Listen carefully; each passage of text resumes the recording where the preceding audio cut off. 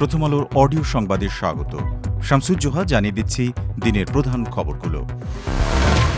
বিজয়ী সংসদ সদস্যদের শপথ অনুষ্ঠান হবে ১৭ ফেব্রুয়ারি মঙ্গলবার সকাল ১০টায়। একই দিন বিকেল ৪টায় নতুন মন্ত্রিসভার সদস্যদের শপথ পড়ানো হবে।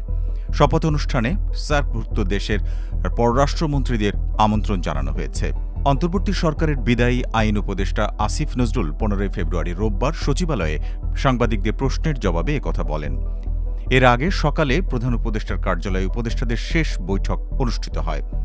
আইন উপদেষ্টা বলেন, ১৫ ফেব্রুয়ারি তাঁদের বিদায়ী বৈঠক ছিল। বৈঠকে গুরুত্বপূর্ণ কোনো সিদ্ধান্ত নেওয়া হয়নি। নিজেদের অভিজ্ঞতা বিনিময় করেছেন। এছাড়াও শপথ অনুষ্ঠান সম্পর্কে সবাইকে অবহিত করা হয়েছে।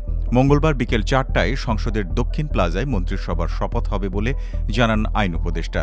তিনি আরও বলেন, এখন পর্যন্ত তিনি যতটুকু জানেন এটি রাষ্ট্রপতি পড়াবেন।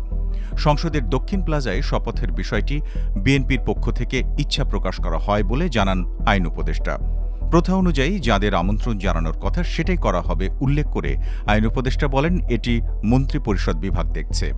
এছাড়াও নতুন মন্ত্রিসভার শপথ অনুষ্ঠানে অংশ নিতে চীন, ভারত, পাকিস্তান সহ ১৩ দেশের সরকার প্রধানদের আমন্ত্রণ জানিয়েছেন অন্তর্বর্তী সরকারের প্রধান উপদেষ্টা অধ্যাপক মুহাম্মদ ইউনূস।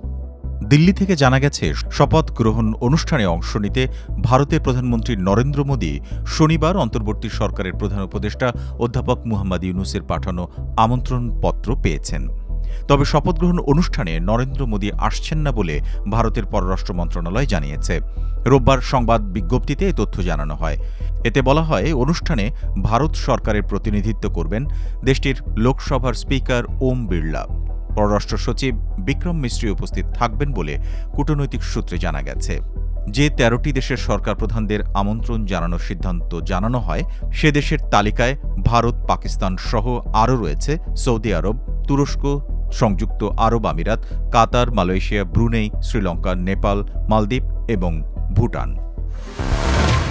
নির্বাচনে নিরঙ্কুশ সংখ্যাগরিষ্ঠ আসনে জয়ী হয়ে আবার সরকার গঠন করতে যাচ্ছে বিএনপি। দলীয় প্রধান তারেক রহমানই প্রধানমন্ত্রী হচ্ছেন। এখন দলীয় অন্দরমহল এবং রাজনৈতিক মহলে মূল আলোচনা নতুন মন্ত্রিসভা নিয়ে। সম্ভাব্য মন্ত্রীদের তালিকায় কাদের নাম থাকছে তা নিয়ে চলছে জল্পনা কল্পনা। তারেক রহমানের ঘনিষ্ঠ সূত্রগুলো বলছে, অভিজ্ঞ ও দক্ষ তারুণ্যের মিশ্রণে এবারের মন্ত্রিসভা গঠিত হবে। জ্যেষ্ঠ ও অভিজ্ঞ নেতাদের মধ্যে দলের মহাসচিব মির্জা ফখরুল ইসলাম আলমগীর, স্থায়ী কমিটির সদস্য অবসরপ্রাপ্ত মেজর হাফিজউদ্দিন আহমেদ, আমির খসরু মাহমুদ চৌধুরী, সালাউদ্দিন আহমেদ, আব্দুল মঈন খান, সেলিমা রহমান এবং গয়েশ্বর চন্দ্র রায়ের নাম আলোচনায় রয়েছে। স্থায়ী কমিটির সদস্য নজরুল ইসলাম খানকে সরকার গঠনের পর প্রধানমন্ত্রীর রাজনৈতিক উপদেষ্টা করার পরামর্শ রয়েছে। বিএনপির স্থায়ী কমিটির সদস্য এজেড-এম জাহিদ হোসেন এবং ভাইস চেয়ারম্যান আব্দুল আওয়াল মিন্টুর নামও আলোচনায় আছে। নারীদের মধ্যে দলের স্থায়ী কমিটির সদস্য এবং মানিকগঞ্জ, সিলেট এবং ফরিদপুর অঞ্চলের সংসদ সদস্যদের মধ্যে একাধিক জনকে মন্ত্রিসভায় রাখা হতে পারে বলে জানা গেছে। সংখ্যালঘু বা অন্য ধর্মাবলম্বীদের মধ্য থেকেও মন্ত্রিসভায় একাধিক জনকে রাখা হবে। এক্ষেত্রে একজন প্রবীণ নেতা এবং পার্বত্য এলাকার একজন নেতার নাম আলোচনায় রয়েছে। এবারের মন্ত্রিসভায় ১০ থেকে ১৫ তরুণ মুখ ঠাঁই পেতে পারেন। গণসংহতি আন্দোলনের জোনায়েদ সাকি এবং বাংলাদেশ জাতীয় পার্টি বিজেপির আন্দালিব রহমান পার্থকে মন্ত্রিসভায় রাখা হতে পারে বলে জানা গেছে। নতুন মন্ত্রিসভা গঠন নিয়ে রাজনৈতিক অঙ্গনে আলোচনা এখন তুঙ্গে। ঠিক একই সময় ছায়া মন্ত্রিসভা গঠনের বিষয়টিও আলোচনায় আনলেন জামায়াত ইসলামী এবং এনসিপির দুই আলোচিত নেতা। জামায়াত নেতা শিশির মনির ১৪ ফেব্রুয়ারি রাতে তাঁর ভেরিফাইড ফেসবুক পেজে পোস্টে ছায়া মন্ত্রিসভা গঠনের কথা বলেন। ফেসবুকে শিশির মনিরের এই ঘোষণার পর জাতীয় নাগরিক পার্টি এনসিপির মুখপাত্র আসিফ মাহমুদ সজীব ভুঁইয়াও একই কথা লিখেছেন। ১৫ ফেব্রুয়ারির সকালে ফেসবুকের সাবেক উপদেষ্টা আসিফ মাহমুদ এই ঘোষণা দেন। আসিফ মাহমুদ তাঁর পোস্টে লিখেছেন, আমরা ছায়া মন্ত্রিসভা গঠনের প্রস্তুতি নিচ্ছি। ছায়া মন্ত্রিসভার কাজ কি হবে তা আসিফ মাহমুদ তাঁর পোস্টে উল্লেখ করেছেন। এ প্রসঙ্গে তিনি লিখেছেন, স্বচ্ছতা ও জবাবদিহিতা নিশ্চিত এবং সার্বিক কার্যক্রমে ওয়াচডগ হিসেবে কাজ করবে ছায়া মন্ত্রিসভা। ত্রয়োদশ জাতীয় সংসদ নির্বাচন পরবর্তী দুদিনে দেশের ৩০টি জেলায় ২ শতাধিক সহিংসতার ঘটনা ঘটেছে।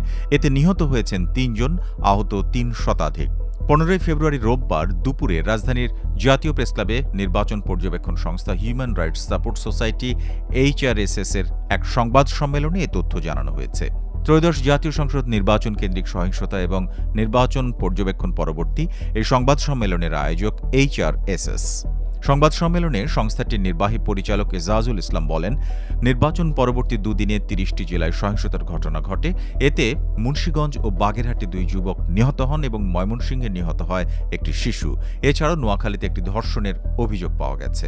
এসব সহিংসতার ঘটনায় বিএনপি, জামায়াত ও স্বতন্ত্র প্রার্থীর কর্মী সমর্থকেরা জড়িত বলে HRSS এর সংবাদ সম্মেলনে উল্লেখ করা হয়। সংস্থাটি বলছে, নির্বাচন পরবর্তী এসব সহিংসতায় ৩৫০টি ব্যবসা প্রতিষ্ঠান, অফিস, ঘরবাড়িতে হামলা এবং অগ্নিসংযোগের ঘটনা ঘটে। নির্বাচনের পর দেশের বিভিন্ন স্থানে কর্মী ও সমর্থকদের ওপর হামলা এবং দেশজুড়ে সহিংসতার ঘটনা ঘটেছে বলে জানিয়েছে ১১ দলীয় নির্বাচনী ঐক্য। এর প্রতিবাদে ১৬ ফেব্রুয়ারি সোমবার বিকেল ৪:৩০টায় বায়তুল মোকাররমের উত্তর গেটে বিক্ষোভের ডাক দিয়েছে ১১ দলীয় ঐক্য।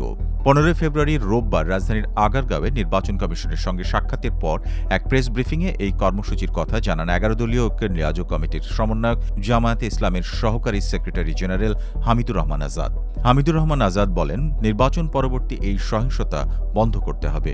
জনগণকে সঙ্গে নিয়ে আমরা এটার প্রতিবাদ করতে চাই। সহিংসতা না থামলে তারা রাজপথে আরও কর্মসূচি দেবেন বলেও হুঁশিয়ারি দেন। দেশজুড়ে ৩২টি আসনে ফলাফল ঘোষণায় কারচুপি হয়েছে বলেও অভিযোগ করেন হামিদুর রহমান। তিনি বলেন, আমাদের জোটের ৩২ প্রার্থীদের হারিয়ে দেওয়া হয়েছে। প্রার্থীরা এমন বক্তব্য দিয়েছেন, কিন্তু কিছু কেন্দ্রে অস্বাভাবিক ভোট কাস্টিং দেখানো হয়েছে। কোথাও কোথাও ভোট গণনায় সুষ্ঠু পরিবেশ ছিল না। অনেক জায়গায় ফলাফল শিটে কাটছাঁট, পেন্সিলে লেখা, কোথাও ভুয়া পোলিং এজেন্টের স্বাক্ষর এবং কোথাও এজেন্টের স্বাক্ষর ছাড়াই ফল প্রকাশ করা হয়েছে। এই ছিল এখনকার মতো। প্রথম আলোর অডিও সংবাদ শুনুন আমাদের ইউটিউব চ্যানেল, ফেসবুক পেজ এবং আমাদের ওয়েবসাইট prothomalo.com-এ।